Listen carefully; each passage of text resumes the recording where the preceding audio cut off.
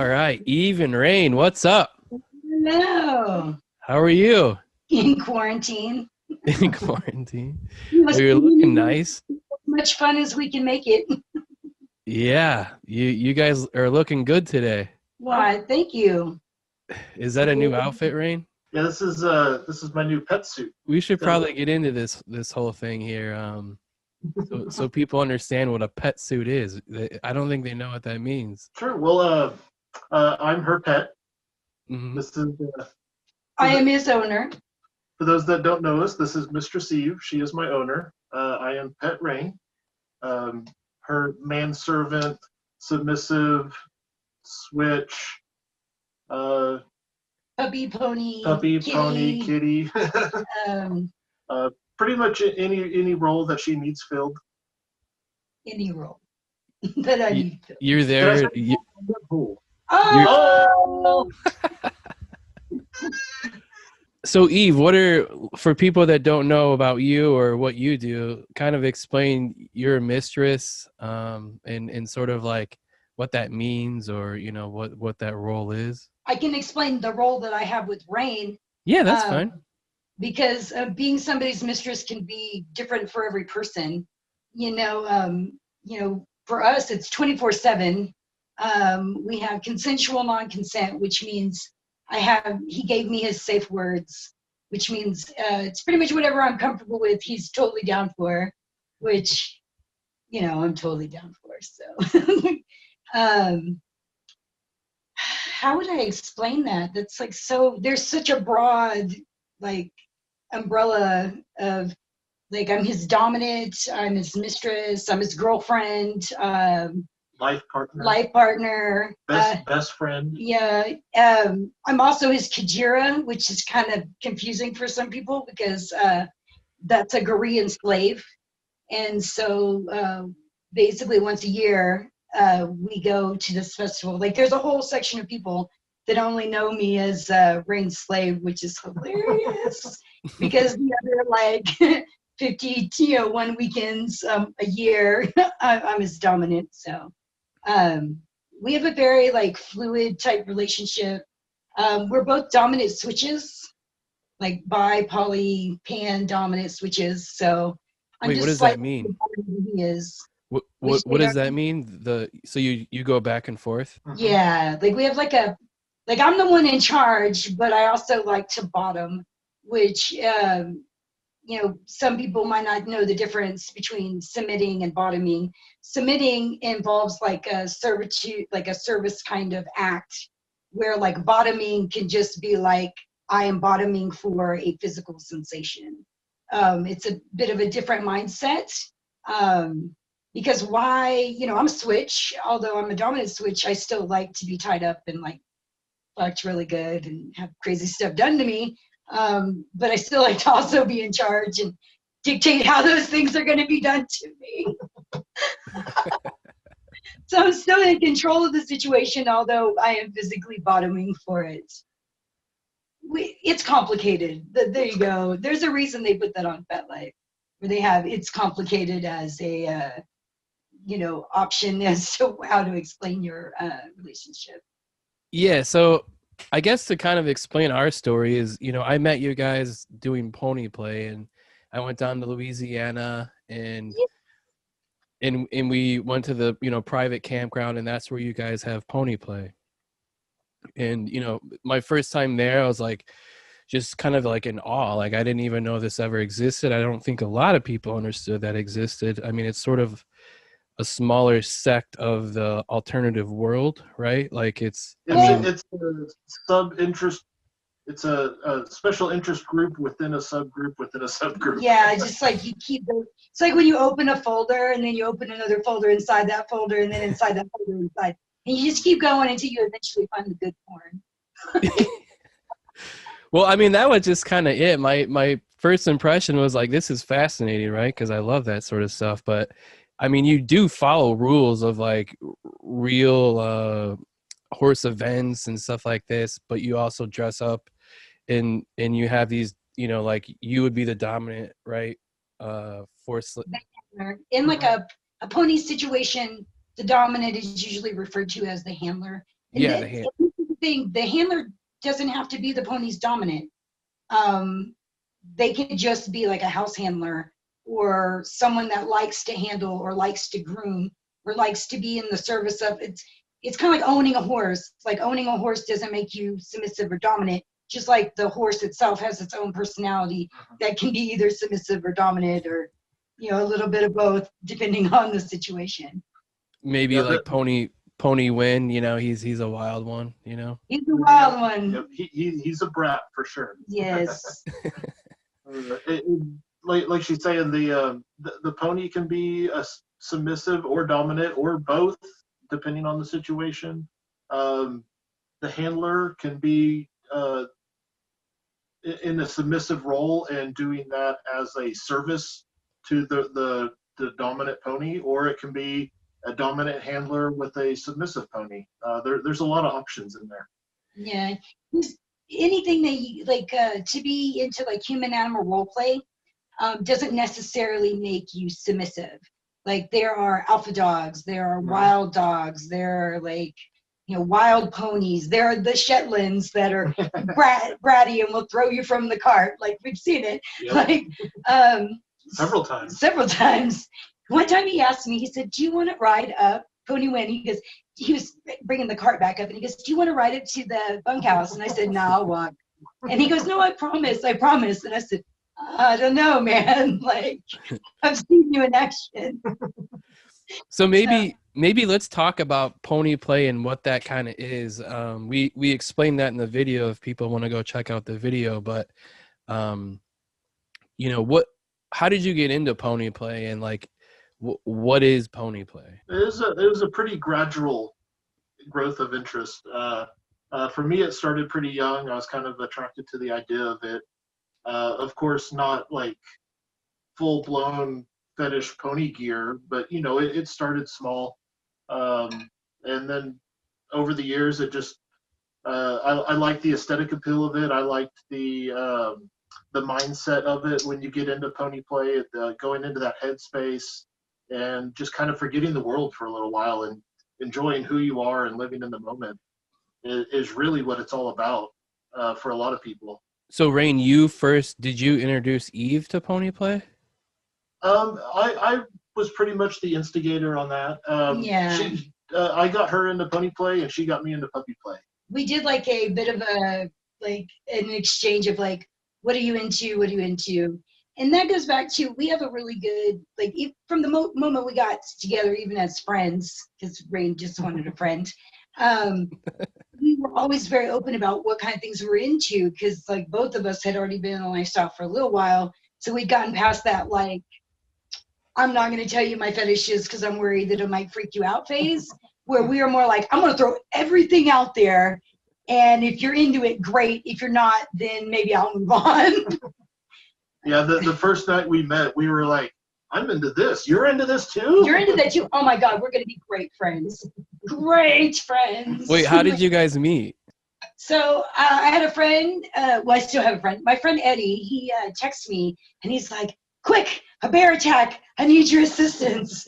And so me and another friend of mine, we dressed up and we went to the gay bar, and there was in fact a bear attack that we needed to like rescue him from. But there was also a fetish fashion show going on, and Rayne was in it. And Oh la la. I had seen him the week before at the bar, just kind of sipping on a drink and like standing by the pole, kind of like this. And I was all like, oh, like, but I didn't talk to him at that moment. And so then a week later with the bear attack, thank you, Eddie, for alerting me to such things. We go there to the fetish fashion show and I see him again and I'm like, oh God, like, I'm telling my husband, I'm like, I want this. We need this, you know. And long story short, my husband gave me the last $2 we had till payday, and I went up and I tipped him, and he gave me no time. Like he just went on to the next tipper. And then as soon as he get off stage, he like started packing up. And I was all like, oh, hell no, I'm not letting it away again. And so I walked up to him and I'm like, so what do you got going on tonight? And he's like, oh, I'm going to this party. And I was like, was it invite only? Like, because I just like invited myself. And then like I knew from the moment I saw him, I was like immediately drawn to him. And he wasn't interested in a polyamorous relationship. He wasn't interested in a woman that was married. He wasn't interested really in like a dominant woman either. He really just kind of wanted a lifestyle friend. And I was like, I'll be your friend. Like, yes. So maybe back that up a little bit and tell people that you are married, right? And sort Yeah. of that whole story. We'll be happily married. Me and my husband will be happily married 24 years, November 23rd. Happy anniversary. Wow. And we started out monogamous, like most married people. And then we started to explore like the kink life and stuff like that. And basically, I got into some stuff that he was not into, like some mean stuff, like CBT and like smacking around and like he just wasn't about it. And he was like, we gotta find you somebody for that. Like he's like, I'm not into that. No, thank you. Yeah, and we had to crack a lot of eggs to make this omelet. Like we had a couple of failed polys. Like 'cause, the first poly you just jump in and you're just, oh, this is so wonderful and there's so much love, and you forget to set boundaries. And then you're like, oh shit, I should set some boundaries. It was also kind of earlier in our like now we kind of know what works for us and what doesn't work for us. Where back then we hadn't had those experiences, because good experiences come from like bad experiences that you've learned from.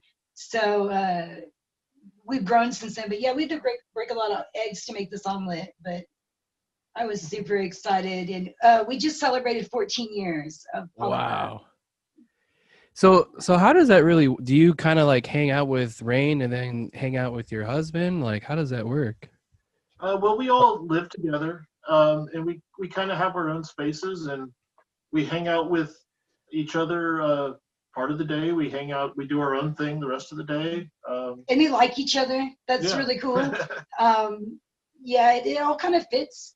My husband works the day shift, and when As do I. now, but originally when we got together, Rayne was like my nighttime friend. And before I had Rayne, before I would go out to I would still be going out to events. I was still going out to dungeons. I was doing pickup scenes and, playing with people that I wasn't really familiar with, but they're at the dungeon. So let's play, and I was going to these events alone, which was, scary if I thought about it. Like, oh my God, I would. Yeah. And so with Rayne with me, then doesn't have to worry that I'm alone somewhere or being taken advantage of if I'm in an inebriated state, or, basically he's like our watchdog, when my husband's not around. So. So that's kind of cool. So he doesn't really like to participate in all the things that Rayne might, like that you like to. We have different interests, and we complement each other well. Yeah. And he still likes to go out from time to time when he's in the mood, and he'll go to a party or he'll go to an event. But for the most part, he likes to stay at home and play video games. Yeah. Before Polly, Diablo almost broke our marriage. Because, oh my God, that bitch was out to steal my husband. And he used to go out more, but now that she has me to kind of accompany her, he doesn't have to. So he has the option to do it whether he feels like it. Like if he feels like it, he's like, oh, that seems like a fun party, then he'll go. But if he's like, nah, there's a new game that just came out. I'm good. I'm gonna stay home. You guys. So he can game for 4 to 6 hours a day, and I don't feel neglected because I've got Rayne. So, right. But every Wednesday is his day off, and that's our day to spend together. It's like date night. It's like date night, but all day. We go have lunch together. I usually sleep in Rayne's bed, and he comes up and he gets in bed with me. So we sleep together, and then we sleep together. And then we do Wednesday stuff. We have dates. I like that she said she sleeps in Rayne's bed. I sleep in her bed. Yeah. Yeah, I even have a spot down in Sven's bed, like a pillow and everything. But I usually sleep up here because I'm up weird, crazy hours. And So do you primarily hang out with Rayne then, I take it? Because, every time obviously I see you at Pony Play stuff, but do you guys primarily hang out the most, I feel like? Well, we're pretty much attached at the hip. I yeah, mean, if I'm not at work or we're not doing something, that requires us to be apart, we're pretty much like. yeah. Like we're like, and my husband likes the sports ball. He likes all the sports balls, like all of them, all of them, all of them. And like we have two living areas. We have this living area that we're in right now upstairs, which is like 18 and over. Like no one's allowed to be up here unless you're a grown up and you're 420 friendly. Like because this is where I smoke. It's the only place in the house that I smoke. And then downstairs is like the communal area, and so he has his, like a huge TV down there, and he watches like sports and he games, and like we do hang out pretty regularly for like board games and nerdy shit like that we're all into, like as a household, as a family. Like we do that, like tabletop gaming and all that kind of stuff, video gaming and that kind of stuff. But like when he wants to do like solo adventure stuff, then I'll come up here and hang out with Rayne and tie him up and smack him around. And the Spin will be downstairs. He'll be playing his video games, doing his thing. And I'll be upstairs with Rayne and be tying him up, smacking him around, whatever. And then Spin will come in and me, Rayne, and then leave. Or he'll come in and I'll be tied up and he'll me, he'll Rayne, and he'll leave. He's a bit of a stunt cock. Like, he's just not into the like violent type stuff or the aggressive or the primal stuff that we're into. I was being real sexy one time and I climbed up on top of him and I slapped him and he grabbed my arm and he was like, "Wrong, boyfriend. Don't you ever do that to me again." And it was like, "Whoa, I'm sorry." Like, so he's not about the violent stuff. It's like he's not about, he tried in the beginning, like, I'm into being choked and stuff like that, and he tried, but then his dick would go limp. So, I mean, you can't argue with that, like if you put your hand around my throat and then your dick goes limp, you're probably not into it. Like, Yeah, obviously it's a turnoff. Like, not everybody's into that, obviously, so. Rayne do it, like when Rayne dominates me, like in like say he'll be having sex with me, like doggy style or whatever, and Rayne will be choking me and slapping me, and he's totally cool with that. He just he was raised super feminist and just never hit a woman and never be aggressive towards a woman, like doesn't even scream at me, like any of that. He's very laid back Californian, mild mannered type guy. So yeah. So like you're into you said primal? Primal. So that's more of like the aggressive choking and all these sort of I'm waiting to see what he thinks primal is. yeah, like see, this is what happened when we were in Louisiana. You guys are quizzing me all the time. We're trying to induct you. We're trying to slowly. We don't want to like make you anything that you're not already. We just want you to like understand that we're all just normal people that have weird hobbies. Well, no, and that's something that we should probably talk about as we get into this. But that's sort of like the gist of it. Like kind of what you said. It's like 9 to 5, you're doing your work, but on the weekends you're doing all this crazy kink stuff. So it's like, but kind of like. Go ahead. And our children all of our children are grown. They're all adults. Right. So we have before then, Rayne was like my gay best friend, and that's how we kept that on the down low. But like now, like they're all grown and they all know, and we never do anything in front of them like inappropriate. But they know that like if I'm having a party and they're like, "Oh, you're having a party," and I'm like, "Oh no, you don't want to come to this party." They know what that means. You're not invited. Sorry, go away. I sometimes I go out of my way to uninvite my children just to make sure they don't accidentally show up. Right, that would be weird. And like we have a really like fun relationship with our adult children, so they might come over and like play games and like tequila bake and just like all that kind of stuff. But we don't want them to accidentally show up when we're having like a function. Right.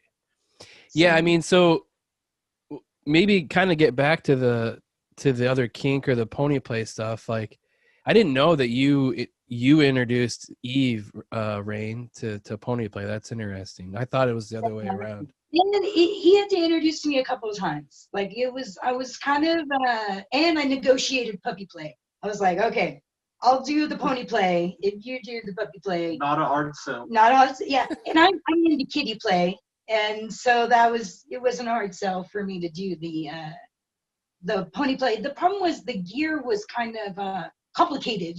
I put the bridle on upside down, and I like didn't put the blinders on correctly. There's and lots of straps and yeah. buckles. And so that's when I kind of learned that and rope. There was the two of these things combined made me realize like you should really practice these skills in like a non-aroused state so you get them in your muscle memory. So you know how to, so you're not like going into play like, yeah, I'm going to turn you into a pony. And then you're like, how the fuck does this thing go on? So we had to like play with the gear, but not play in the gear, if that makes sense. Like I needed to put it on, I needed to see how it worked, I needed to play with all the locking buckles, and I needed a room for error because like I just didn't, even though I was around horses as a small child, I wasn't, living in the city as an adult. I'm not around them all the time, so I didn't know how many hands tall he was. I didn't know like a lot of like the reining calls. Like I learned a lot through Ponies on the Delta just because of like experiencing things firsthand that I never would have, learned otherwise. And being around so many other people that have that share that interest. But I'll do it a different way. I mean, we agree on the rules for like the competitions and stuff like that. But outside of that, you can do any style of pony play that you feel comfortable with, that you expresses your inner pony. So you get a big variety of different people and different, I mean, you've seen the video, you recorded it. Like I made it, yeah. Shot of like everybody, and you're like, not one pony looks exactly the same as another pony. Like they're all very that was kind of the cool thing. I mean, and to kind of back up to what you're saying, it is very technical as far as horse verbiage, or I don't know what you would say, but like how many hands tall are you? I mean, you guys actually run through courses. You do the whole thing, and I don't think, I mean, obviously if people watch the video, they can watch that part, but there is like a whole event every single day where you guys compete. Like that's the whole point. And then many events. It's been called the Iron Pony. Yeah. Because there's just they try to pack so much. Yeah. Like from the moment you wake up, it's like events, and then lunch, and then events. And of course we love doing all this stuff, and we don't get a chance to do it very often. So yeah, we're like, let's do it all. Yeah. So what's your favorite, Rayne? What's your favorite? What's my favorite? Yeah, what's your favorite event? I'd have to say the sled pull. I really like the sled pull. I like being hitched up and pulling a heavy load. That one's a lot of fun. I also like the blindfolded cart challenge, where you're hitched up to a cart and blindfolded, and for advanced difficulty, the driver has to guide you through the course without any sound. Yeah. No verbal communication. So everything has to be through the reins. And I scored perfect on that. We did. When I say I mean we. It was the royal I. But that was because I just thought of all the cones and all the obstacles as drunk people. Because we do blindfolded pony a lot in bars, where I just we did biting the apple a couple years in a row, and we would just put him like he's blindfolded, he's in the gear, he's got the plume on, he's got the big huge shoes on, and he's got a blindfold on top of his blinders, so he can't see anything, but he knows he's in a room of hundreds of people. Clearly this is pre-pandemic. And I'm just like walking him right up to like drunk people and like turning him right as he's about to step on them, and they're like and I mean, I love that stuff. So for me with the blindfolded cart, it was so it was more difficult because I was in a cart instead of walking behind him. But then I just kind of thought of all the obstacles as drunk people, and I scored perfect. So, yay! Now you guys are probably one of the best dressed couples. I mean, a lot of people at Pony Play are very well dressed, and they have like really cool, outfits and all this gear. But I feel like you guys are take it to another level. Like Well, maybe talk about all the gear that you have, or like just the fun part of dressing up for you guys. for us, getting dressed up is one of our kinks. Like, Yeah, it's like part of what takes us from the regular mundane world to being Eve and Rayne. We also both have clothing fetishes. Rayne is cross-dresser. So that's wonderful. Like I'm wearing Rayne's corset tonight. So that's great that we can share each I'm other's wearing clothes. your panties. You're wearing my panties. So, So do you, we have a bunch of like pony gear and other gear over here. If you want to see Yeah. If you want to show that, I believe Rayne said he had some. You do. I'm gonna let you off leash. Okay. Bam, bam, bam. Oh, and we also have because of this pet suit, we got it like custom made. Like it was kind of a design that they already had, but we changed the colors to match Rayne's kind of color scheme. The red and black motif. I like to color coordinate a lot of stuff. As you can see, I've got this is part of my red outfit. I've also got. And for people who are listening to this, Rayne's going to be showing us all of the different outfits that he has. So maybe check out the video on YouTube. Not all. We ain't got time for all that. Maybe Just some. of gear.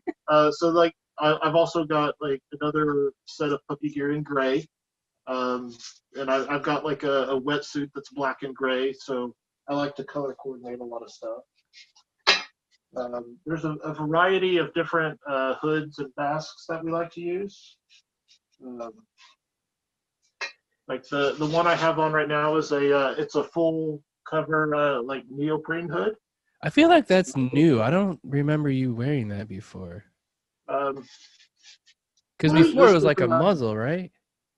Yeah, this is an example of a leather puppy mask. Yeah, okay. Got this from a local crafter. It's really nice. This was probably this actually was the first puppy mask I got. It's also a neoprene one, but it's just kind of a half mask. It's more of an open design. These are really good because they're a lot cooler to wear. Obviously, the full head mask can get very warm. Yeah. If it's hot or you're going to be doing a lot of physical activity, a more open style can be really beneficial. Yeah, I remember when you were running that the cart, the one that you said that was your favorite. It was like you couldn't breathe. Oh yeah, I was quite winded at the end of that. Yeah, that's a long run. The cart endurance. Yeah. And just so people know, this stuff is not cheap, by the way. I mean, it's fairly expensive, right? It certainly can be. There are definitely cheaper and more expensive options. Right. Like I said, something like this, a really good starter hood, maybe run you $20-$30 or something like that. For pony play, this is one of my favorite masks. This is probably the one you're talking about that I was wearing. Yep. I got this one for $20-something probably off the internet. I don't remember where exactly. Well, that's not bad because like when I was talking to Joey, he was like $200-$400 for some of that stuff he was showing. Well, it certainly can get up to that for like the really Custom. nice like custom full-headed hoods and things like that. Because I mean, a lot of it's modified from actual horses, right? Some of it is. Like the bits that you put in your mouth and stuff. Pub stuff off, so you can put some pony stuff on. Yeah, you can get really elaborate, like full pony heads. This is a fur head that we made. Yeah, we made this on the base of another fur head. That I think I tried that on. I swear to God. Did I? It's big, it's bulky. It's like a motorcycle helmet. I think I put that on. hold on, you got your name in there. So if you're listening to this, Rayne has a massive It is a little pony. bubble. That thing Yeah. is huge. It was our first fur head. It was our first attempt. Well, and, Oh, and that's it's a work awesome. in progress. I plan on continuing this and building a full bodysuit that kind of matches it. So it looks less like a bobblehead and Mhm. more like a bigger shaped pony. Like a furry or something. Yeah. Well, we also have a Merlin out here, which Oh, yeah. is Rayne's persona. Yeah, this is another fur head. So do you guys do furry stuff too? Uh-huh. Oh, yeah.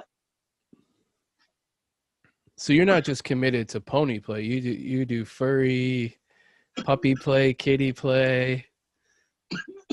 There you go. I don't think you could. It's gonna weird me out. I don't think you could run in that one though, Rayne.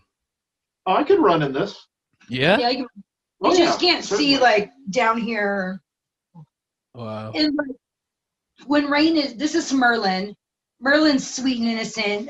Merlin is Rayne's persona that he wears on the floor, on the fur floor, you know, out on the con floor. Sorry, I gotta fix this. It's gonna drive me crazy. Oh, your vest. It's just neck. So There how we go. often do you guys go to like furry events? As often as we can. Yeah, a couple times a week. Which, of course, this year has not been much or at all. So, but we hope to go to, maybe 2 or 3 next year, if assuming that they all start running again. Right. Oh, the con scene has taken such a hit with the pandemic because, when you prepay for your con ticket, most of that money's already gone. Like it pays for like the setup, the pre-build for the convention.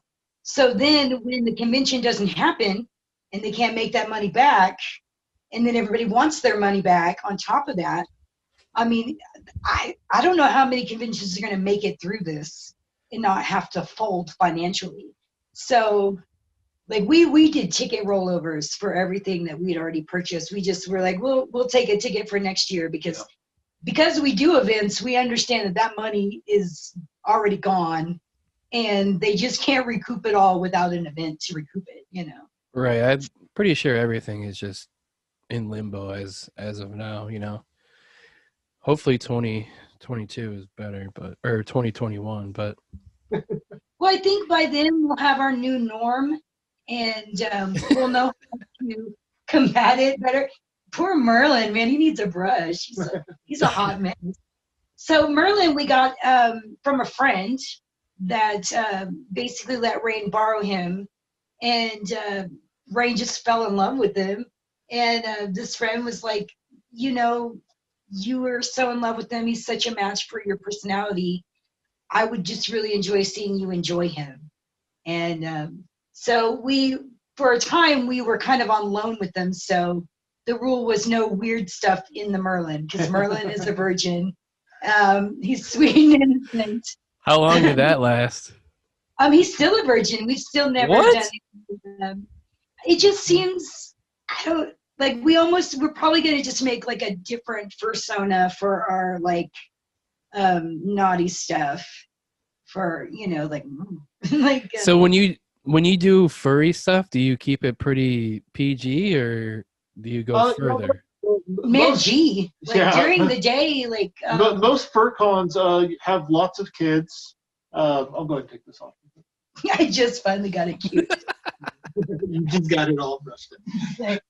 Most fur cons are very much catered towards kids and younger people. So during daylight hours on the con floor, Before 9 you p.m. you have to be very G. Yeah. I mean, you can kind of push the line a little bit, but if you do, it's very frowned They upon. will shut you down and okay, so we're kinky furries. Like we started out as kinky people and that were in human animal role play, and then we gravitated towards the furry lifestyle, which I think for most people it probably goes the other direction. So we went to our first fur con in Texas, and we went looking for the kinky pervy parties. Like we're like, where's the kinky stuff. Yeah. Like we were very open about it. And we were not well received. Like at all. Like you know us, you've seen us around people. We went to that con and we did not make one new friend. Not one. That's really person. hard to believe. I mean, because you're so social. Right. Yeah. Well, I mean, we still had a great time because it was us and we had our hotel room. And it was because we didn't understand the furry protocol of how things work in their lifestyle. We were completely misunderstood, like misguided on how it works inside their the fandom. And it basically, most of the lifestyle is not kinky. Like most of the furry lifestyle, they are about the fan art. They are about the camaraderie. They're about the community. They're about expressing their inner animal. Like this is a character. Like they're closer to cosplayers that are cosplaying an original character than they are to like kinksters or pervy people like us, like the good kind of pervies. But we didn't know that because, you know, you hear all these crazy wild tales about the furry community, and that's what led us there. Just for us to figure out that that's like, we were like at 9 a.m. there's like children hospital kids in the lobby of the hotel, and the furries are like making their day brighter. There's like lots of kids, and it was like not what I expected. And they have like certain rules on what you can wear. Like you're not allowed to wear like harnesses without fur, like as a person, like this harness just on a person is not okay. But if you're an animal and that animal has a, you know, harness, that's okay. Certain materials like latex, leather, anything like overtly sexual or kind of in that dark area of the fandom is prohibited to be worn on the floor, like on the con floor, before 9 p.m. Like, and I'm totally about this. I'm like sitting in my hotel room at 8:59 going, yeah, I'll go down in a minute. Like, I just sleep all day and I just miss all that stuff, and I'm totally okay with it. And so like that first con was a bit of a disaster, other than the fact that we had a good time together. Yeah, I wouldn't say it was a disaster. We still had a good time. Yeah. But like she said, As we far as kind our of exploration into the furry world. yeah, we didn't approach it the right way because Yeah, we had heard about, you know, the kinky furry parties, and that's kind of what we were there for. And most furries, even if they are kinky, they don't present that during the day. Yeah. It's much more about, like she was talking about, cosplaying and enjoying the art. And there's a lot of games. There's a lot of panels. They like to. And it's kind of just like pony play in the same aspect that you're hanging out with people that have a similar interest to you. But And I guess I don't understand. I know like pony play, there's events and you do things. there's events and you do things at FurCons. There's like dance events. There's like, Okay. there's all kinds of classes. Yeah. There's like workshops to like help you hone your craft. There's like For what? you to make your persona, like your character, or maybe you're a comic book writer and there's some animation classes. Like there's like, man, Oh. I wish I had, we had always been into like Comic Cons. They're very similar to a Comic Con. They're just hyper focused on the furry aspect, instead of like the genre in a general kind of way. Well, and even beyond that, there's even a lot of like almost what you would think of normal activities that you'd find at any like anime con or comic con. It's just everybody is in fur. Yeah. You know, And well, not necessarily everybody. Well, not everybody, but a percentage. And in fursuits, I mean, there's also different levels too. I mean, every single person there might be a furry, even if they don't have a stitch of fur on. Right. Because you've got your full fursuiters, which is a very small percentage, and then you've got partials, which, so if I was wearing, you know, a head, a tail, and some gloves, you know, that would be a partial. You might be wearing just a head. You might wear just a tail and some gloves. So there's a lot of different levels, and it all just depends on what stage you are, because obviously, you know, this is takes time and money and effort to accumulate and design, and because a lot of furs are also original designs. People have them custom made.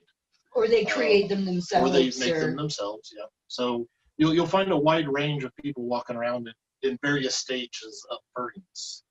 Yeah. So, but they all pretty much are there just to have fun, and they just happen to also be furries. Yeah. so is there like a disdain for when you guys, like, if they find out you're pony play, if you do pony play and furry, they don't like that? There is a large section of the furry community that is very much against that. And they're not against it, but they don't want it at the fur con. They don't want it associated with them. Okay, Yeah. so I didn't quite understand this until someone accused me of being vanilla. And I was like, ew. What? Vanilla? Like, how could anybody think I was vanilla? And then I thought to myself, like, this must be what furry people feel like all the time when they have people being like, oh, you're a pervert, but they're really not perverts. Like, it took me a little while to figure out, because I tried to figure out, like, so if they're wearing this, maybe they're perverted. and there's a lot of, like, in the suit, it's hard to tell how old people are. You have to do a lot of, like, how old are you? Check in, like, that's why I just like to stay in my room until 9 p.m. because then that's when all the grown-ups and the weirdos come out, and I'm less likely to encounter a child. Yeah, fur cons after 9 p.m. are a completely different story. Yeah. And then even more so are the room parties. Right. Well, see, and so the next year, our friend, which he's more popular in the fur community, he took us to the same con the very next year. And he went around and he introduced us to other kink-friendly furries. And even though some of these people were the same people that totally, like, shunned us the year before, because we were being introduced through a reference, they accepted us and were much cooler with us than they would have been just, like. And part of it is there's a little bit of, like, the secrecy, and there's a part of it because, like, the rest of the fandom doesn't, I don't want to say approve or understand, or they're just not into it, but being associated with it is, it's a bit of a turnoff when someone, like, thinks that you're into something that you're not. And then to be, like, judged by that. Just because there's been so much, like, stereotypical and even negative stigma regarding the fur community. From various media stories and such, like, they're pretty much what it boils down to is get comfortable. What it comes down to is a lot of the furs, especially if they're not kinky, if they're into the being a furry just because they like dressing up in fur as their cosplay character, they very much do not like that the furry community is seen as a kink. Yeah. Right. So if you are openly portraying as kinky as a furry, that's like portraying everything they don't like. Like you're giving it a bad name. Mm-hmm. It's kind of like how we feel when we go to like a Target, or one usually doesn't happen at a Target, but like a Walmart, and someone's got like somebody on a leash, and I'm not talking about teenage kids because I think all of us go through that phase as teenage kids, but I'm talking about adults, and they're doing like overtly BDSM type stuff in a Walmart, and that to me is like. Wait, hold on, you've seen that shit at a Walmart? Oh yeah, who hasn't? I've never seen. Go to peopleofwalmart.com. That's all I can. It's on there. So like, I feel like that's probably how they feel, is because they're being associated with this small like part of their fandom that they don't personally identify with, but it's being kind of like forced upon them, and nobody likes anything that's forced upon them. And for real, most of them, like, I've kind of come to the conclusion that the people are just like, the furry is just as kinky as the person inside the suit. Like, there's no outward sign. Like, occasionally I see somebody flagging and I'm like, okay, maybe that's a flag. But then they're like, oh no, I just had this bandana out of my back pocket. I'm like, well, just so you know, you're going around telling everybody that you like to bottom for fisting. Just, you might want to look that up before you hang that up. But that's just my favorite color. That's just got my attention. Like, she's like, I see you. Yeah, and he wasn't kinky. So I think just kind of err on the side of caution until you're in the fur community to err on the side of caution, like that you might be in earshot of vanilla until you get into a room party where where someone's been checking the IDs at the door, because they do that. They check the IDs at the door because the fandom is all ages. So during the day, there's lots of teenagers and young adults and even like small children. Like it's very family friendly.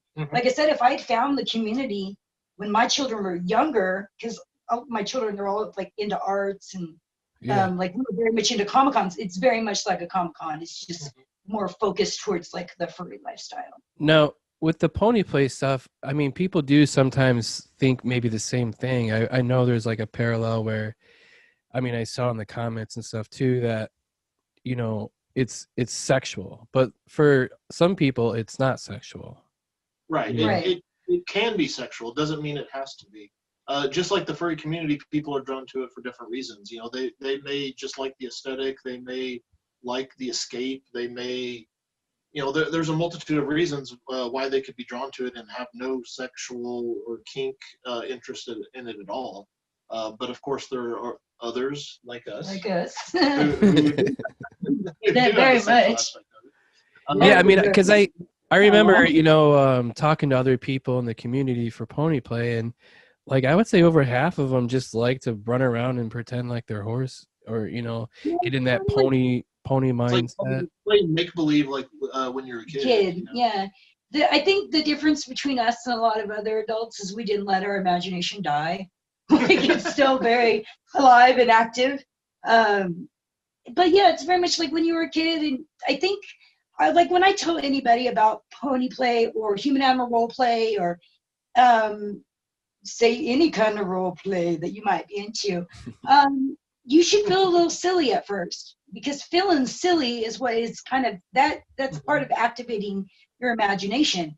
So, and a lot of times people will feel silly and then they'll stop, because at some point when we got too old to be silly, we were told not to be silly anymore, and that kind of stumps that creative process, where I think I've always just been a little silly.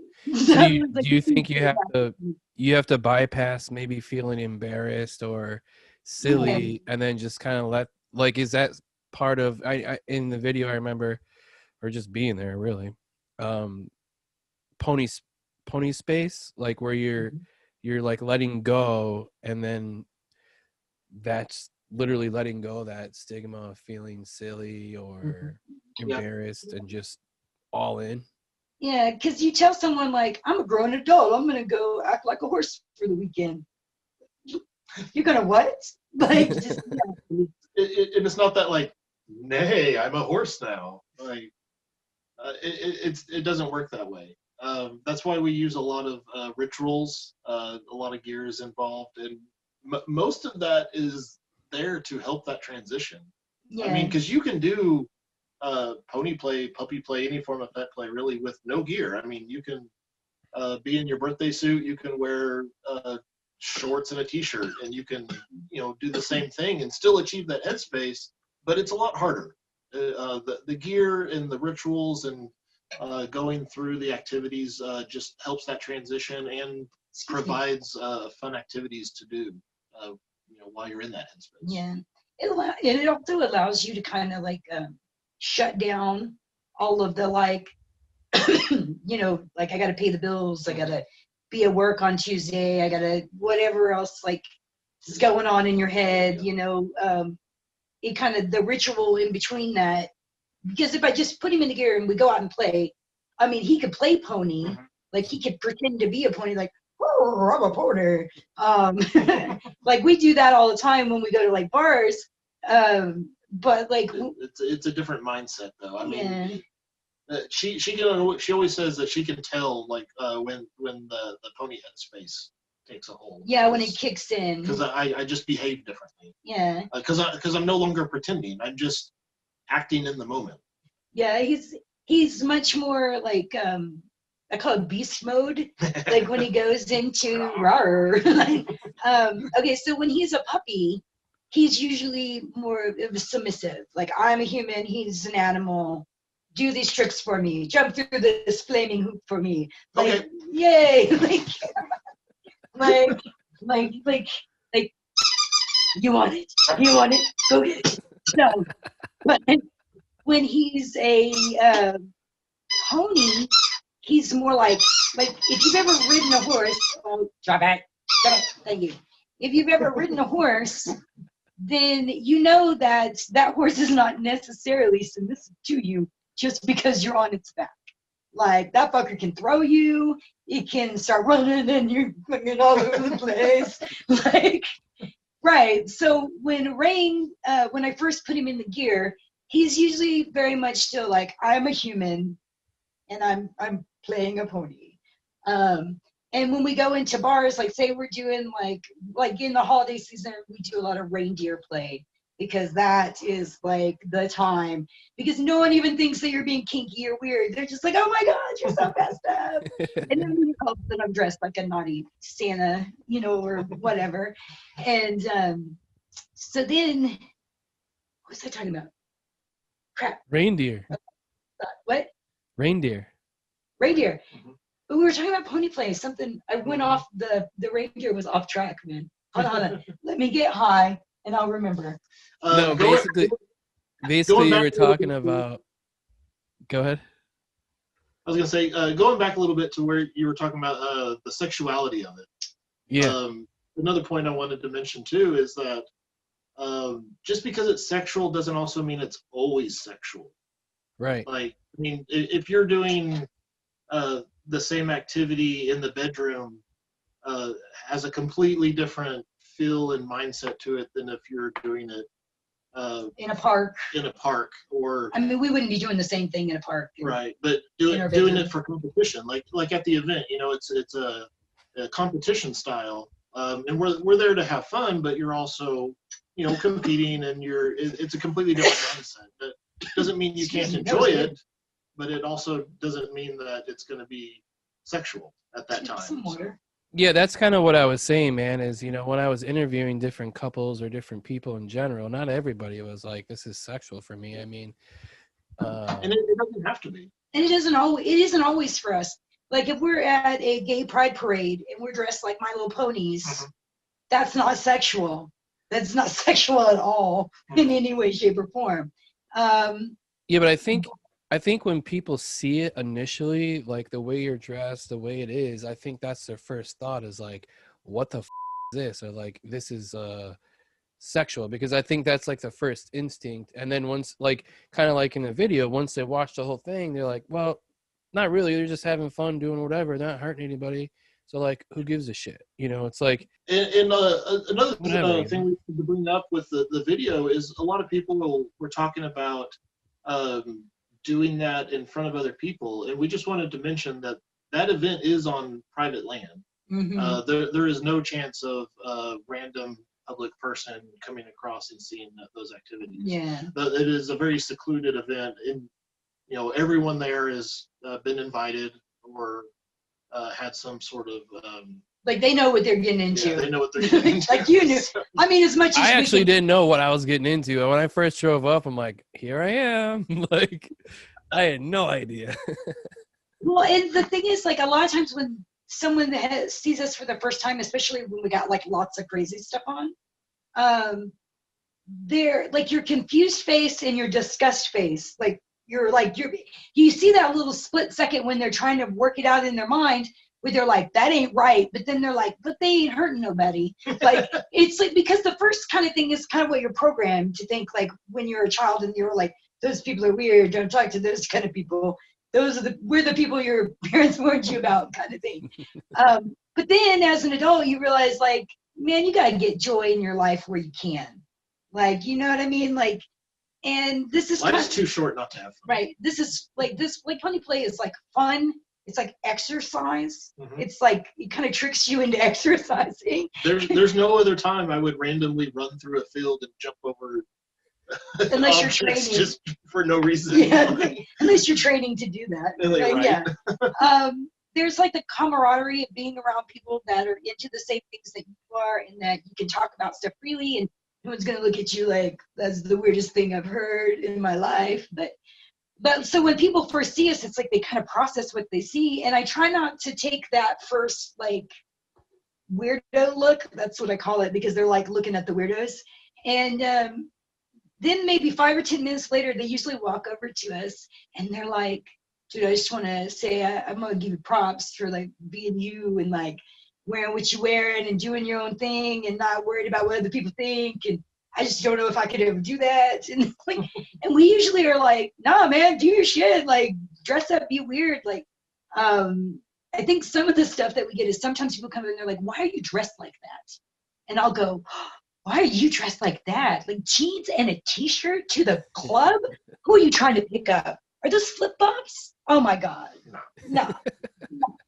Like, so, and then they're like, and I'm like, because these are my clothes. This is kind of how I like to express myself. Like I kind of tease them a little, but then I make sure that they understand that I'm not really offended. Like, because in one of my favorite lines from Eddie Izzard is they're like, you know, those are women's clothes, right? And I'm like, no, they're mine. I bought them. yes, like, well, a lot of your clothes do belong to me, so, and vice versa.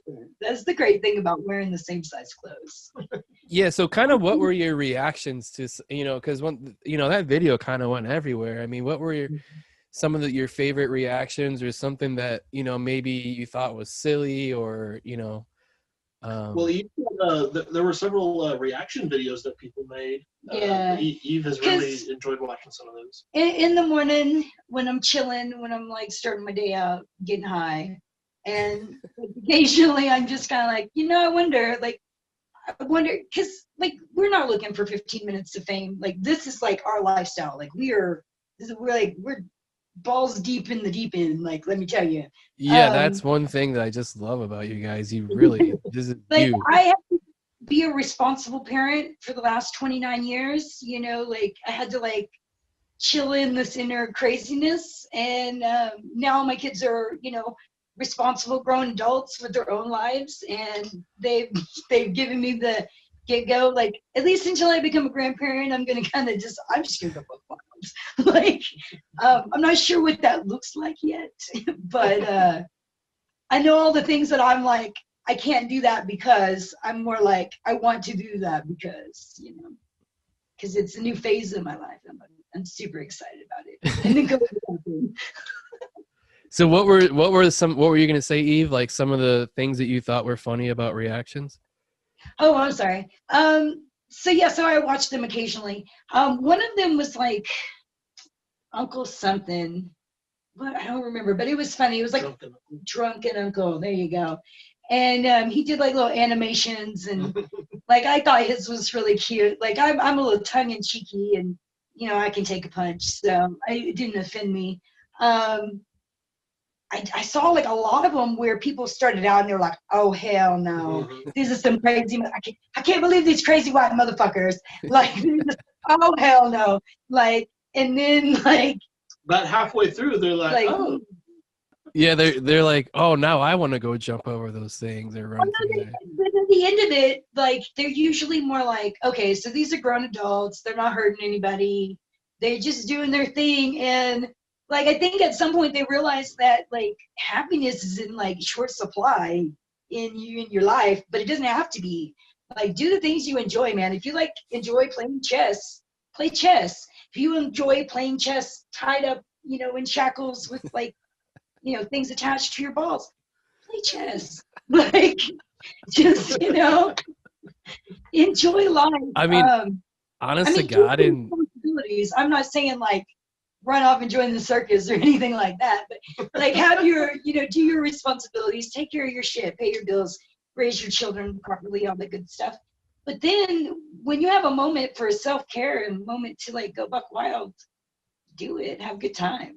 Like, because you're only guaranteed one ticket around, so make sure that ride's good. And especially I think a lot of people are realizing this with, you know, the situation that we're in is, you know, you could wake up one day and something horrible happens and you kind of just like been working your life away, you're not doing shit, you know, and it's like, what is it really worth at the end of the day, you know? Like you're spending the years planning for some future that you may or may not ever get. Exactly. You know how they talk about how your life flashes before your eyes before you die? So what I've done is in moments of joy or moments of like, you know, participating in stuff that I like to participate in, I take a moment to make like a mental marker that, you know, when I die, I'm going to stop back by at this point and check it out. And so I'm trying to make as many of those as I possibly can before I go on to whatever's next. It's like I'm kind of like, you know, like a role-playing game. I take you on all these side quests. You have to really tag me down to get me on the main storyline. But that's good though. I mean, it's so fascinating. You know, like every time we talk, I learn something new. It's good. That's what I like. You know, You're talking about like different terminology in lifestyle. Was that like something like we're talking about kink and fetish? A lot. Another one is like BDSM, which is like bondage, dominance, sadomasochism. Um, then there's also probably my favorite one is your kink's not my kink, and that's okay. Oh, baby. Thank you. And that just basically, among kinksters, we recognize that there is a variety of kinks. Like there is so, like Rule 34. Like if there is a thing, someone's got a kink for it. So we recognize that someone might be into something that we're not into, and so our response to that is your kink's not my kink, and that's okay. Basically acknowledging that that's fun kinky time for you, but maybe not my jam. Like Also, don't yuck my yum. don't yuck my yum. what does that mean? Like when you tell somebody something that makes you go yum, that you're like, that's really, you know, yummy. And they go, yuck. You know, Doesn't have to be for you. it didn't have to be for you. Like that's another thing. Like when someone's telling you their fetishes, unless they're your spouse, it doesn't have to be for you. Like, and even then, it doesn't have to be for you. I mean, like my spouse negotiated a way for somebody else to be his whipping boy, but so it worked out. Wait, is that a common thing though, to tell people that you know, like, hey, this is my fetish, and do we match? When you meet up with other people, especially when you get in a judgment-free zone, say you're at a munch out of ear sight or ear hurt, you know, sight of like other vanilla people, or you're at a dungeon, or you're at a house party, someplace where everyone there is kinky, or at least kink friendly, or what we call kink adjacent, which is my husband's kink friendly or kink adjacent, which means he's involved with someone kinky, and occasionally he might be involved in it, but it's not really his cup of tea overall. So when you're in an environment where it's judgment free and you can say whatever you want to say, it's a lot easier. Like a lot of times Kinkster will be like, so tell me what you're into. Like, especially if it's someone you don't know, like it's kind of like when you're like, tell me what baseball cards you have, or tell me about your, you know, action figure collection, or your, you know, record collection, or anything else that somebody would collect, like, or talk about in a hobby kind of way. Like we talk about kinks in a way, and like kind of circle back like what you were talking to about before, is they don't always have to be sexual. Sometimes it's like a mind manipulation, or like a mind fuck, or sometimes it's therapeutic. Like sometimes it's sometimes you just need to get beat until you cry. And it's not really a sexual thing. It's just that's what you need for, you know, an emotional release. Right. Well, I saw that at the last event. Remember the whip? Yeah. Well, I don't personally play with the whip because it is a very powerful tool, and Eve is very aggressive sometimes. For me, like well, that was my first time seeing something like that, so I had a million questions, and then the person that happened to, that was exactly their answer. They said that they had a high pressure job, a shit ton of stress, and like that was really the only way to release themselves. Like some people might work out, some people might do these other things. This particular person, that was sort of their kink or fetish, and it forced them to release everything. And like, Jesus, like once they told me that, it kind of like made sense to me, because at first I'm like, is this dude's like her up or something? Like, but it was pleasure for her, like 100% pleasure. It may not even be pleasure. It may not be pleasure. Because pain is still pain. Yeah. Right. And unless you're in a highly aroused state, I mean, you're going to feel pain as pain. Right. But like we're saying, sometimes you need that pain. Like when you're in a high pressure job, you're stressed out all the time. You just bottle things up, you contain them, and sometimes you don't know how to release that. Yeah. Right. It takes that catharsis of being pushed to that point, sometimes through pain, sometimes through other means, to be able to let that out. Yeah. Especially if you're the type of person that's been taught to bottle up your emotion, like someone like me. Like Yeah. I have a bit of a rage monster that's inside of me. And when I was younger, I used to get into a lot of like fist fights and like non-consensual type stuff, you know, like someone look at me wrong and it would escalate very quickly. Through anger management, strangely enough, and the lifestyle together, I have learned to feed this anger primal monster that I have inside me in a consensual way with someone that likes it, or has a fancy to endure it. Uh, and so I'm not out there like punching randos in a bar because they caught me in a bad mood. As long as I regularly have BDSM play where I get to take out that aggression on someone that's consenting to it, then I don't have those feelings of like anger and animosity because they have like the energy has found a place to go. Like it does, if that makes sense in like a No, round. I don't know. I don't, honest to God, I don't remember the gentleman's name, but he said exactly that. Before he was in the community, I think he's sadomasochist, right? Um, and he didn't know that. Like he just had this energy and this like kind of built up pressure, and basically he was the dom, right? So he was the one with the whip Right. inflicting pain, not in a mean way, but like that gave him pleasure to do that in a safe. It's mutually It's beneficial. mutual. Yeah. Yeah, and like the look on his face was like he's like he found savior, you know, like he was like, honestly, he had one of those shocker things where standing by the fire, he's like, oh, I can't wait to use it. I'm like, get the away from me, dude. Don't smash me with that That's thing. the moment when you say your kinks, not my kink. That's He okay. was so excited to this shocker that he made, like a bootleg one or whatever. I'm like, whoa, like I don't need that thing. But yeah, that was his story. He was like so happy that he could find this outlet, and now he's like he feels like that pressure is off him. Yeah. Maybe there's a lot of people out there like that. Yeah, I think that's the pretty much the holy grail of the kink community is finding somebody that shares the same kind of needs, and that you can the energy that you give and they receive, that energy exchange is mutually beneficial, Yeah. and provides something that both people need.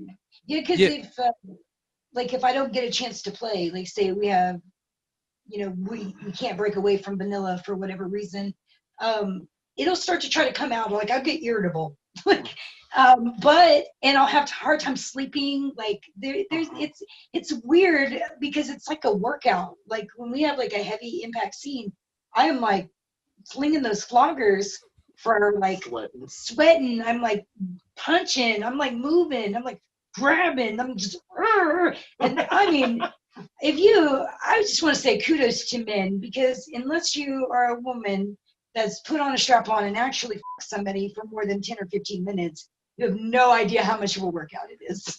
Like, it's oh my God, like your thighs, and they're like, I'm so close, and you're like, my leg, like, I'm gonna give kudos out there for, because that's a workout. And so after I release all of that pent up energy and like stress and agitation, then like I go home and I'm like, I eat something and I go to sleep, and it's fucking great.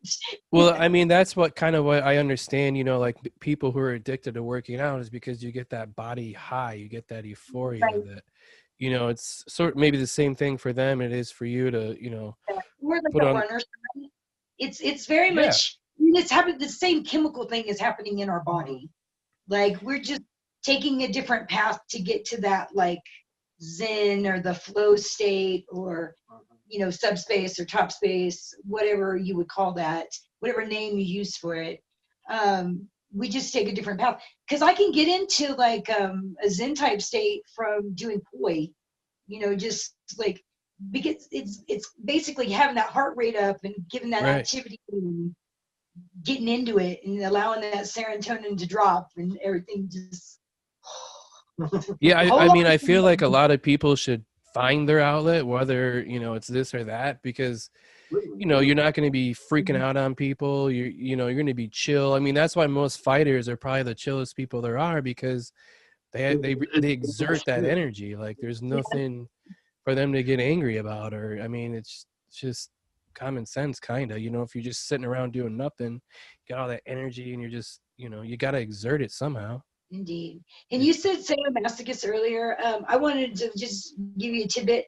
That can be 2 words and it can be 1 word. So like Oh, a a Satanist. no, No, no, no, no, no, no. no. Sadomasochist, completely different. A sadomasochist is someone that likes inflicting pain and Right. also likes receiving pain. A Ah. sadist is someone that likes to inflict pain, and a masochist is someone that likes to receive pain. Like, Sadist. So that dude was that he said I remember that. He said he was more of a sadist. He liked inflicting pain. And then the other guy I talked to was the same way, because I was like, what do you get out of this? And he was like, basically, he said something really funny. It was like he was a bigger gentleman, and he's like, I think he said if she didn't have that barbed wire on there, I'd the shit out of her. But since his belly was so big, he was worried about getting it cut up. So like, I mean, she signed on for the barbed wire. He Yeah. didn't necessarily sign on for the barbed wire. See, I would just cut the barbed wire strategically in spots where I didn't have to worry about it. I was laughing my ass off when he said that. But at that point, I didn't really understand, because if for me, like, it may be for other people, when you see that, you feel like it's pain and it's suffering, but like and it could be, but like for those particular people, it was pleasure, and he was getting this way, she was getting it that way. And that wasn't square one. That's another thing. Like Yeah. you are looking at this and you're like, oh my God, these crazy people. There's this girl naked on this whipping post wrapped in barbed wire while this guy is like whipping her. Like, so this is the first time you, I assume, have seen some crazy shit like that in real life, Yeah. right? Okay. So, but you got to understand that's not where they started. No, Like, I know that. I mean, it's not like I'm gonna go up there and start whipping somebody.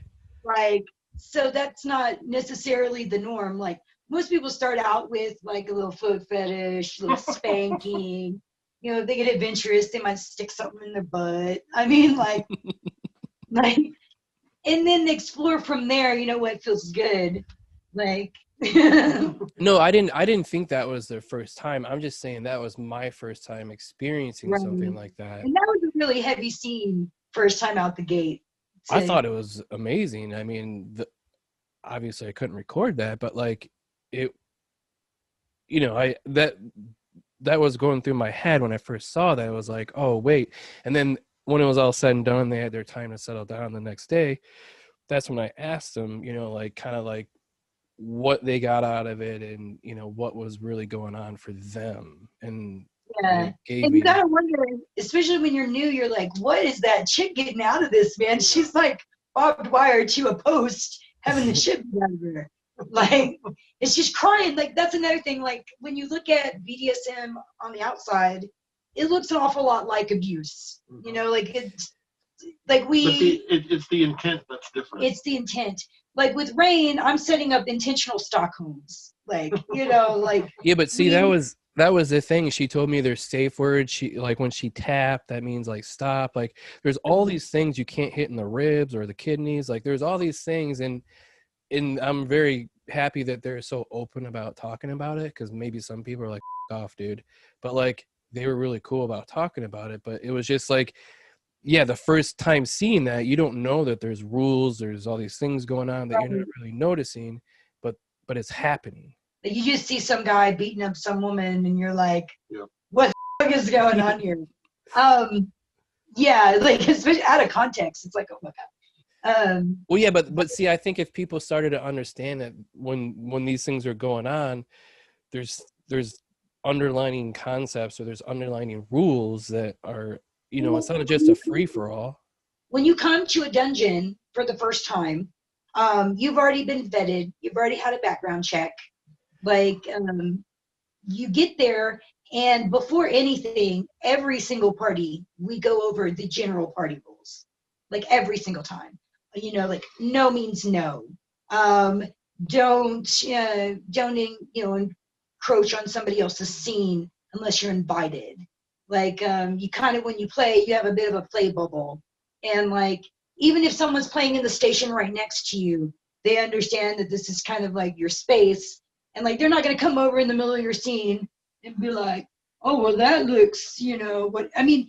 You might have some friends that do that, but in a general way, that's not like considered proper dungeon protocol.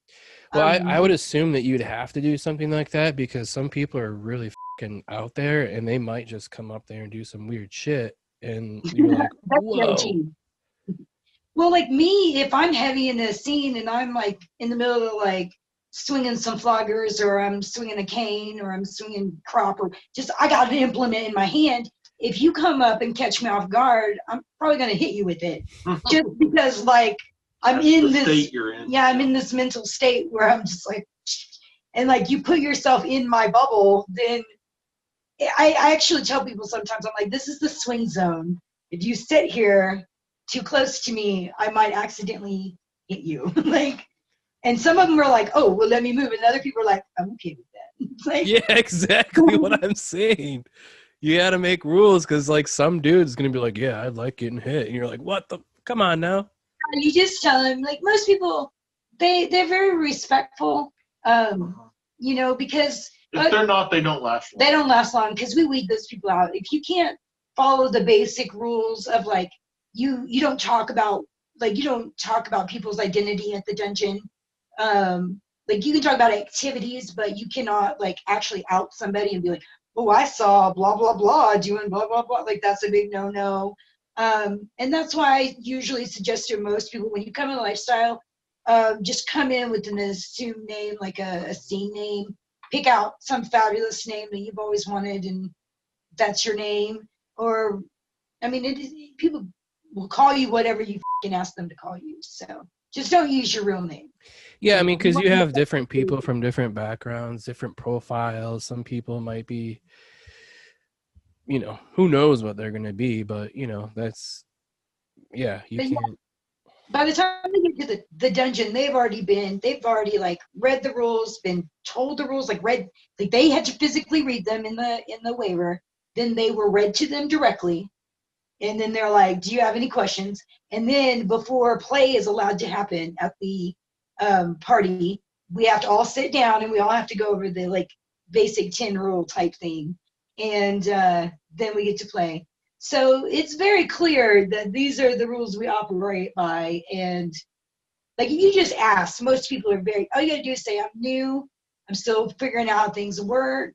And most people are very, very understanding because we all started, at square one sometime. Like even yeah, for the dungeons, that's not like going to the grocery store, right? Those are like very private. you have to be referenced and vetted. They're almost kind of like sacred spaces. Yeah. And there's dungeons all over the country, right? I mean, I remember, Louisiana, you got East Coast. Any city of a respectable size is going to have at least one. At least one. And you have tons of dungeons in private homes. Yeah. Like everywhere. Just if there are kinky people, we have equipment in our homes to play in, I assure you. Like if we're have the space and the time and the money for such things, I assure you. So, but for the dungeons though, like you have to be invited to that, right? You can't just show up and knock 3 times. You can go on like social media sites like FetLife, and you can like our home dungeon is 13th floor in Tulsa, and so you just go on the FetLife, you make yourself a profile, and then you search for 13th floor, and then you just say, I would like to be vetted. Like the easiest way is to have somebody in the community already in good standing to vet for you. I mean, you still have to pass a background check. You still have to go through all the checkpoints of becoming a member before you get to come. It's a little like, if you don't have anybody to vet for you, then you have to have a vetting meeting, which is usually like you have to meet somebody that has the power to vet you and have lunch with them. And then they have to get a feel for you. And then you may or may not get through the door. Like, they may be like, I'm sorry, I don't know enough about you. We may have to meet again. You may have to come to a couple of like vanilla-ish parties, which are like usually parties at someone's house, like munches, that are like, everyone there is kinky, but we just happen to not be participating in kink activities there. And we do all that kind of stuff not to be like exclusive, like, because we're very inclusive. We do that as a protection border, because there is a lot of misinformation out there. There's a lot of people that are like predators that will take advantage of the fact that people don't understand what's going on. And so we kind of just try to make sure that we weed that kind of stuff out to give people a safe space to explore themselves in. So what happens at dungeons then? Are there different rooms for different activities, or everybody's just kind of drinking, or? No, drinking does not happen. That is entirely dependent on the dungeon. They're all run different ways, but very rarely is drinking allowed. Yeah. Especially, like, some of them do allow drinking, but if you drink, you can only be a voyeur. Yeah, you can't play. You can't participate in any activities. The dungeon, in a general way, because I mean, we can do things safer, but there's no 100% safe way to do a lot of the stuff that we're doing. And so you need to be to a certain standard of sobriety to be able to do such things. Most people in the lifestyle are 100% like no drugs and alcohol if you're participating in play. Oh, because someone could go too far if they're inebriated. Also, if you're f***ed up, you don't interpret pain the same way. Yeah. And so you could go past your physical limits. So if you need to if you need to get drunk before you do a whipping scene, then maybe that's not the state you should be doing that in. So most people, it's like zero tolerance for that kind of stuff. And it has to be that way because there is a significant liability on the side of the dungeon, and to make it create safe for everybody. And unfortunately, drunk people have a problem with boundaries, and they like to wander into people's scenes. Just overall, it doesn't match well with the dungeon and what we're doing there. Now, Rayne and I do play a little bit with forced intox, which is like a different, it's like a kink where usually it's someone smaller taking away somebody's bigger ability to make choices because you have like put them in an inebriated state. Like you get someone really drunk and then but that requires the top to be sober, and because you can go too far. And you have to really, really know your bottom, and you have to really, I am a big like know your own limits. Like if you start drinking, like for us, if we start drinking immediately, knives, fire, suspension, like anything of that kind of nature is immediately off the table. Like we just, if I have to ask myself if I'm too fucked up to do this activity, I'm too fucked up to do this activity.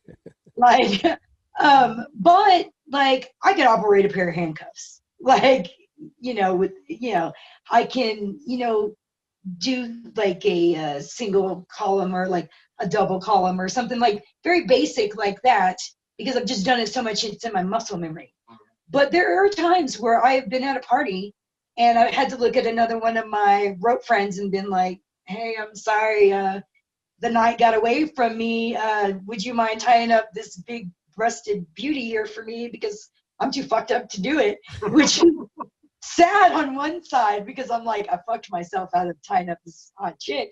But then on the other side is I would rather err on the side of caution and not, give her nerve damage or push her boundaries too far, or, sometimes when we're fucked up, consent, maybe we hear it a little differently than when we do when we're sober, So I'm like, really like, I'm one of those people like consent needs to be sober. Let's say someone is like, Rayne is like, I want you to get me fucked up and take advantage of me. Like, He's and I'm ready like, to go. right. Well, this Rain never even drank until what? How old were you when you first started drinking? 23. 23. Wait, you were 23 when you first drank? Yeah, he was I a mean, good kid. I mean, I had tried alcohol. I had like tried a wine cooler and been like, I don't get it. Yeah, but like the first time he was drunk, he was 23. So Wow. he's a lightweight. So like I could take him to the bar dressed as a puppy and then force him to drink a couple of drinks out of the dog bowl, and he's already lit. And then I can just kind of do what I want with him, and he likes that, you know. But yeah, if you're going to be playing with that kind of stuff, you need to know your limits and don't participate in anything overtly dangerous. Or like I said, if you got to question yourself, like if you're like, am I too fucked up for this? Then you're probably too fucked up for this. Like, Yeah. That, that's something that people probably often don't think about. They, like I said, they just see something happening and then they maybe think to some porn or some shit that they saw. Like there's like a lot of those things, there's context that are behind that, even in porn or whatever. Like they're acting, they're actors. Like and even when we do because we do like public performances of various kinky natures, and even when we do those, we make a point of never drinking anything that's not other a than water water. bottle. Yeah, we just, because we don't want to send mixed messages. Like, so yeah, we just drink water. Now privately at home, it's a different story. But like I said, we're more of and I think it's kind of more of the burner aspect in us. We're more of a know your own limits kind of thing. Like, we wanted to try rope in a more enlightened state, and we didn't trust ourselves to just be proficient at it. So we had another rope person supervise us. Like there's ways to do it safely. Like you should never do autoerotic fixation by yourself. Like you should always have a spotter. That's what I'm saying. Yeah, there's a safe way and a wrong way, right? Yeah. Well, there's a safe way and there's a safer way. But now there's not even 100% safe way. There's a safer way. Like, because people go, oh, this is safe. No matter how many precautions you take, no matter how long you've been in the lifestyle, no matter how many times you've done this try before, there is a moment where something could change, like, and you need to be ready for that. So, like one of the sayings in the community used to be safe, sane, and consensual. You don't hear that as much anymore because we realize that most of the activities we do are not safe. Sane is iffy. Objective. Consent is still a big thing. Yeah, so what you hear now is RAC, risk-aware consensual kink. So it's like risk-aware consensual kink, which there's a risk. You're aware of it. You consent to it. You manage it. Yeah, and then And there's another one that's prick, but I can never remember all of them because they all, like, there's another acronym that's like called prick. You can look it up. Like, how many people are in the community, do you think? Like, depends on the city? Million? So many. What you talking about worldwide, nationwide, citywide? I can't even. No, I mean, like, let's say in Tulsa, like, how many people? Like publicly? Somebody asked us a while back, and I actually went to FetLife and looked to see how many kinksters were in Tulsa, and it was tens of thousands. I don't remember. But do you think there's more outside of FetLife? Yeah. Because not everybody is a FetLife. Not Yeah. everybody practices in a dungeon. There's a lot of people that are what we call kinky in the bedroom, which are like, they're very vanilla. Like you would never even guess that they are the ones that are quiet, and like the ones that are so vanilla, like on the outside, are usually like the crazy kinky ones on the inside. Like, but they only practice in the bedroom. Usually it has something to do with a job, or maybe they're just like a private person. Like they don't want, maybe it's Everyone sexual for them business. and they don't want everybody knowing their business, or, maybe they're just a private person in general. So there's just no way to know. It'd be like asking how many people like chocolate ice cream. Yeah. Like, I mean, how many people do you think like chocolate ice cream? Nobody. They hate chocolate ice cream. It sucks. So probably a lot, except for, very few people. Like kink is across the board. Like all socioeconomics, like all different like genders, races, like just like there's a kinky apple in every barrel. Like, and you know. That's kind of what my philosophy was too, is, you know, like the quiet ones are the, you know, be wary, whether that's kink or fighting or whatever. Like it's, you know, people are private, you know. But so yeah, I don't know. I don't have any more questions for you. Well, awesome. But thank you so much. Is there anything you want people to know? Shout out, you know, like Facebook or anything like that? How they Well, find you? you can find us on the Fet Life, which is like Fet, like FET, Life, like LIFE, .com. It's like kinky Facebook. I'm Mistress Eve 69. And I'm Pet Rayne. And Rayne is spelled RAYNE. And then we're also on Twitter with our dirty stuff, doing naughty things on there, because that format allows you to do such things. We're also on Instagram, but that's more of our travel kind of weirdness, and it's Adventures of Eve and Rayne. So it's like Eve_and_Rayne. And then, oh my God, is that everything? I don't know. We're all over the internet. Like, if you scroll far enough and people of Walmart.com, then you'll find us there too. A few times. Because you know, man. Have you actually been featured on there? Because I love that. Yeah. I used to watch it all the time. The 3 times that we know of. That we know of. And they were just our regular kind of normal day, like goth clothes. Yeah. I know really? one of them, I was wearing a ponytail, and people were like, Marilyn Manson meets My Little Pony, and I'm like, hey, I do that. Yeah. They're like sneaking photos behind. Yeah, and you can see us like pushing the cart. Yeah. Like, oh my God, that's funny. But then the police all, you know, moved me up in luxury, and then I could start shopping at Target. There's no people of Target that I know of. Yeah, that I know of. I don't think they need one. Yeah, Walmart. I see crazy shit at Walmart, but would be fabulous. They would all be fabulous. They would be fabulous people. They would look happy. They'd be like, I'm here shopping. Well, thank you guys so much, and it was a pleasure talking with you, and I hope to see you next year at the event. Oh, for sure, for sure. We can do a sign off real quick if you want. Yeah. Yeah, what do we want? You want to sit up? What are we doing? I don't know. What do you want to do? I don't know. So what is your channel now? iWonder. iWonder now, yep. Okay. iWonder TV. So what do we say? Check out more weirdness on iWonder TV. Does that sound good? Yeah. Ready? And then you're gonna ow for me. Yep. All right. You ready? Yep. All right. 3, 2, 1. And go check out some more weirdness on iWonder.com. Thank you guys so much. That's awesome.